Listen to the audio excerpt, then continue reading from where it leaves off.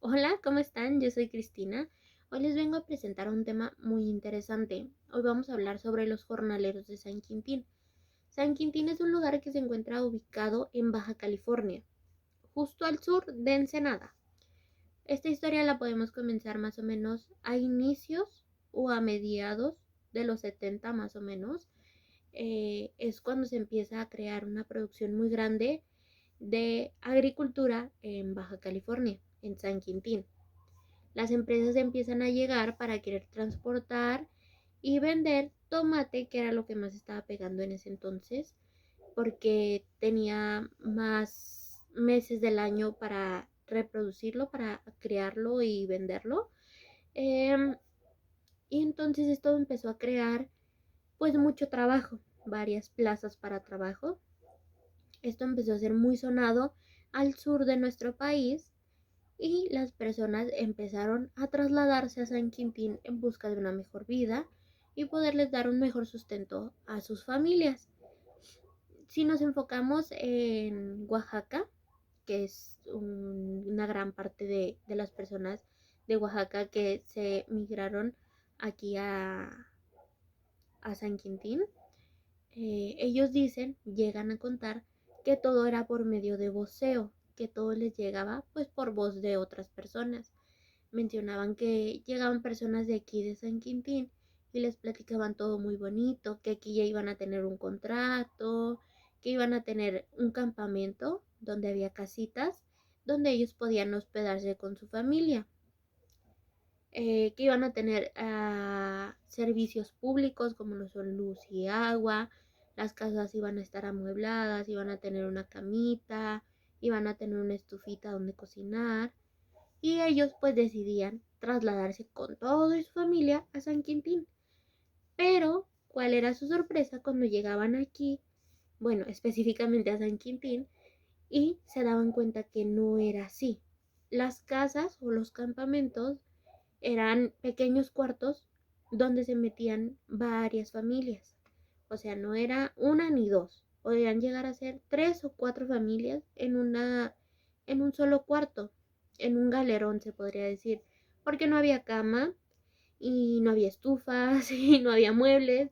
Era con lo que ellos fueran llevando, se podría decir, con lo que el agricultor pudiera amueblar su casita. Y vivían pues en condiciones muy precarias porque tenían que compartir con muchas personas el mismo espacio. Aparte, no les daban un trato digno, se llegaban a irrumpir varios de sus derechos que les correspondían, había acoso, mayormente a las mujeres, porque las personas se les llamaban mayordomos, creo que se les llamaban, que eran las personas que eran encargados de las rancherías donde se cultivaba. Como abusaban de su poder, pues obligaban a las mujeres a hacer cosas que ellas no querían. Entonces, pues también no se les daba agua o a veces no había agua potable porque eh, rociaban insecticidas y el agua pues ya no estaba limpia, ya no era sana para consumirse en el cultivo. También, pues como era muy poquito su sueldo, les pagaban entre 60 a 120 pesos el día. Entonces, pues las familias tenían que trabajar completamente. Tenía que trabajar mamá, papá e hijos. Los hijos pues venían de diferentes edades. Se aceptaban en el cultivo a partir de los 12 años, pero teníamos niños chiquitos que no podían asistir a la escuela. No había escuelas en ese entonces. Em, y el niño, el papá y el hijo o hija ganaban la misma cantidad. Ganaban más o menos 309 a la semana. Era un promedio de lo que podían llegar a ganar en ese tiempo. Empezó a cambiar, los agricultores empezaron a reunirse, a crear organizaciones y entre ellos pues comenzaron a comprar terrenitos, empezaron a ir a organizaciones para que les ayudaran a conseguir un pedazo de terreno y ellos poder levantar viviendas estables, dignas, donde estuvieran cómodos. donde ya no tuvieran que compartir con nadie más. Entonces esto empezó a incrementar, muchos pobladores se empezaron a meter en terrenos que no eran de ellos, pero empezaron a formar sus casas y con esto empezaron a crear colonias. Más o menos en 2004 ya se contaban con 64 colonias por los mismos agricultores. Se empezaron a hacer estudios y se dieron cuenta que la mitad más o menos de los agricultores eran personas de otro estado. No eran ni baja californianos, venían de Oaxaca, de Michoacán, de Veracruz, venían de varias partes del sur de México y todos eran agricultores. Igual había niños con edad escolar de entre 6 a 14 años que no asistían a la escuela. De ahí separaron esa investigación en dos, que eran los niños de educación básica y también los separaron en dos variables, que eran los niños que vivían en colonias y los niños que vivían en campamento. Los niños que vivían en colonia eran menos los que no asistían a la escuela y los que vivían pues en campamento incrementaba la tasa de no asistencia a la escuela. Que claro, se empezaron a crear junto con el levantamiento de colonias, empezaron a crear escuelas para educación básica y al mismo tiempo empezaron pues a ir algunos niños y también empezaron a pedir recursos para el alumbrado público, para los recursos como el agua y en pavimentar calles y todo eso. Que hasta la fecha pues todavía no se ve tanto el progreso, pero sí ha habido un cambio desde los 70 hasta la fecha actual. Todavía hay, claro, varios pobladores o varios agrícolas que no se les sigue respetando sus derechos, pero pues sí hemos avanzado. Regresamos con el tema educativo, que me quedé entre los niños de 15 a 16 años, creo que me acuerdo, eh, donde los niños que vivían en colonia sí iban a la escuela porque vivían con sus padres y encontraron que los niños que vivían en campamento, ellos no iban a la escuela, eran muy pocos los que iban a la escuela, o sea, era como un 88% de los niños que vivían en campamento de la edad de 15 a 16, 17 años que no asistían a la escuela. ¿Por qué? Porque ellos llegaban a San Quintín sin sus papás.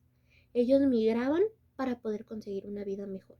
Tal vez llegaban con un tío, llegaban con un vecino, con alguien que no fuera ni mamá ni papá, y por eso ellos no podían acudir a la escuela.